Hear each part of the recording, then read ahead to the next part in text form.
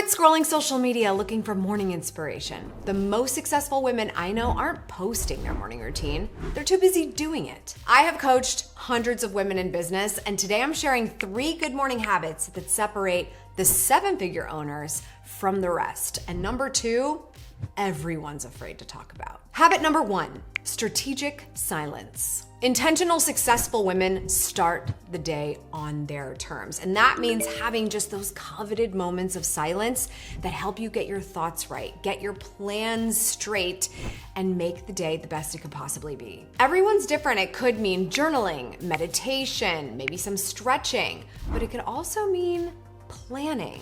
Get ready for this hot take right now because you are not expecting it from me. Many successful women, intentional women, don't avoid their phones first thing in the morning.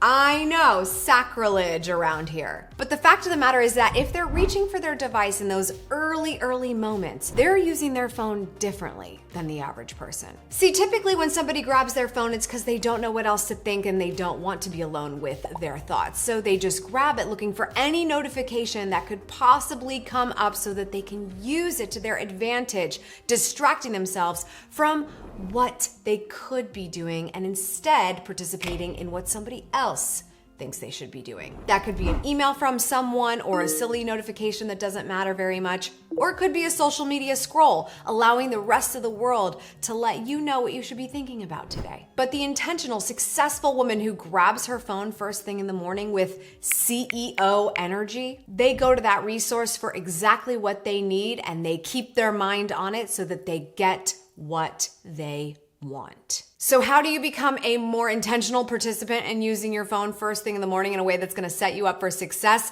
I have a rule for when this is the case for me. My first thoughts are for me. I start the day on my terms. So I'm not going to let the internet help me decide how to feel today. But if there is a moment where I am indeed checking my phone, I start with a power mantra. I am building a business that serves others while honoring my boundaries. This reminds me that I am going to use this resource for a very specific reason. I'm going to stick with that plan so that I can stay on track for my day. And that means I can build and do what I have to do on that front while also remembering that my boundaries are in place and there are many things that I won't do at this time of the day. So if I open my email, it's because I'm looking for a very particular response. Did somebody get back to me? Something time sensitive, something I need to know right now because it's going to help me figure out my day. I'm not checking any email that's there. I'm not looking through old stuff that I probably should be thinking about.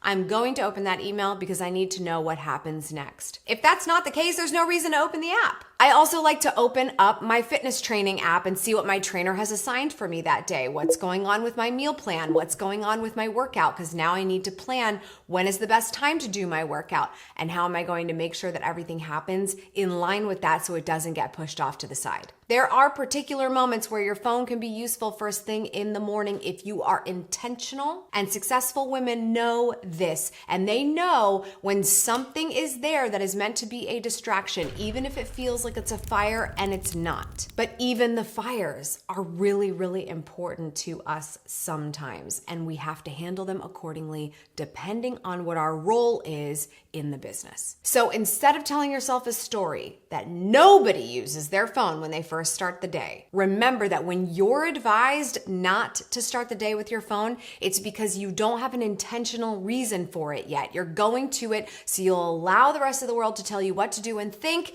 and that is the complete opposite of what it means for you to go on and become a success in any capacity that you like. The difference isn't about whether or not you use your phone in the morning or not. It's about who's in charge of the morning narrative and who sets the tone for your day. Habit number 2, cash clarity. The most powerful thing that I do every morning as a business owner who is intentionally growing toward her goals is a 3-minute money scan. You can set annual targets, you can have monthly milestones, you can know what you're reaching for. But if you don't pay close attention to what's actually happening, it's all just wishes and dreams. We want results too. So it can't just be about revenue goals, it has to be about the clarity of how much cash we actually have. You see, the biggest thing that people forget is that when you start a business, yes, money will come and it'll go and you'll spend things on expenses and you'll have profit and there's all this stuff. And it becomes so blurry and messy because you don't pay attention to what your actual cash flow ability is on the day to day. And then when you need to make an important decision, maybe you need an advisor, a coach, or you need to buy product to be able to make something happen and you haven't been paying attention to your cash abilities, you got problems. So if you want to have a real business, if you want to be a successful woman that is running a company, you do not hide from the money conversations. Here is my exact process I do every day. Actually, I have my assistant help me. She sends me a brief, but this is what I did before I had an assistant prepare that for me. First, we do a quick sweep. We check all credit card balances that pertain to the business and how much debt is on them at this moment in time, hopefully nothing more than a statement balance. Check all bank accounts related to the business and see where the cash stands. Then look at your payment platforms that you use that are third party. I use a lot of Stripe and PayPal. Sometimes there's money sitting there. All of this is a total. You add up how much cash you have, you add up how much debt you have, and you figure out, are you in the plus or minus today? What's going on? Next, we do a reality check. Because part of income is what's incoming. What have you confirmed to be coming in? So maybe you have some contracts that are signed, but deposit hasn't been made yet, or the actual money has not come in. What is incoming? What is in accounts receivable? What is absolutely going out? What do you know about your payroll or your contractors or any other fees that are coming that need to be going out soon? Put those in a list as well. It's called the reality check because we're not sugarcoating. We don't want any surprises. We want everything in front of us. While it's not our cash balance of the day, we know what's going to happen and how it's all going to balance out. And the third step is the power move. What is one revenue generating action that can be taken today? Your action might be the same every single day. It might just be that you need to reach out to a certain number of new leads to see if we're converting them to a client today. But make the intention. What is one thing that absolutely affects what your cash balance could be tomorrow when you check, and take that step at some point today. Most entrepreneurs avoid looking at their numbers on a daily basis because they're scared of them. But I can tell you that the successful businesswomen who are checking their cash standings at 7 a.m.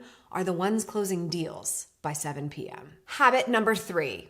Focus factory. The biggest habit that separates the 7-figure owners from the rest is that they don't let days happen to them. They design their days. But it doesn't mean that they're always going to be perfect. And yet this habit continues to stay in place. The focus factory first includes the power block. This means that the highest energy time of the day is reserved for exactly what it needs to be. For me, my best thing that I can do for my business is be on camera. So this is always blocked off every day for the best time for me to be having a conversation with you. It's going to be after I work out. I'm not taking a single call prior to.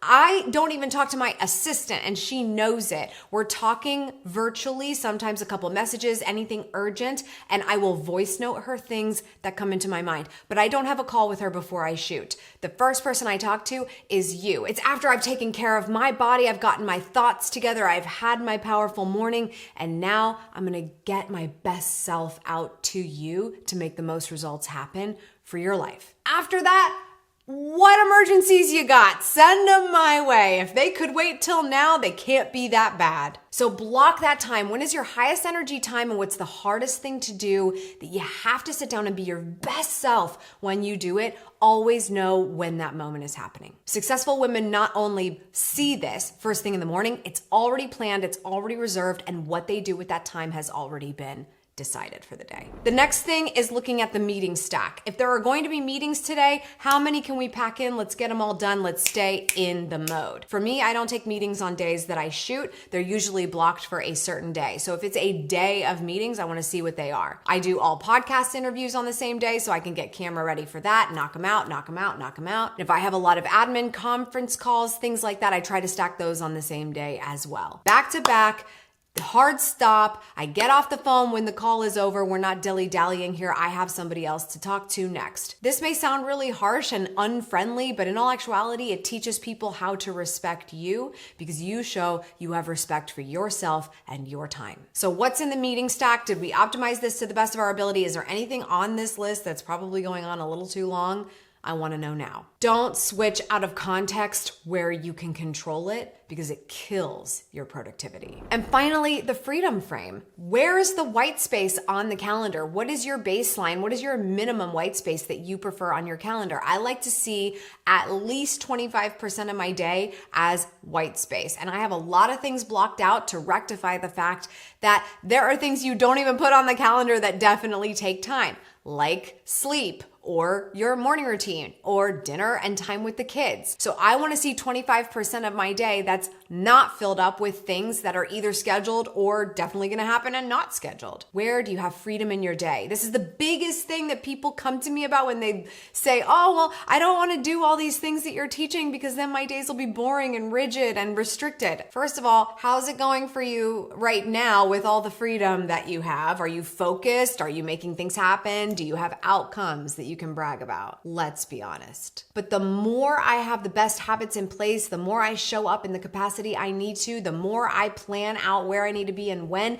the more time I get back, the more freedom I have. The faster I do this video, the better, because it's blocked out for an hour and a half. And I know I don't need that amount of time when I am on my A game and I get some time back. You will just start to feel that freedom so fast when you implement the simplest things that help you to be successful. But here's the biggest power pro tip of them all. The most successful women in business not only implement each and every one of these habits, they have someone holding them accountable to do it. They know they can't do it all. They have the help they need. They hire the coach. They have the assistant. They say, I want these things to happen, so I'm gonna have somebody else do them for me to make sure that I show up in the capacity that I need to. Because this isn't just about having a great morning routine so that you hopefully love your business forever and never burn out. It's not going to happen if you try to do it all. So build with the intention of affecting more lives and bringing more people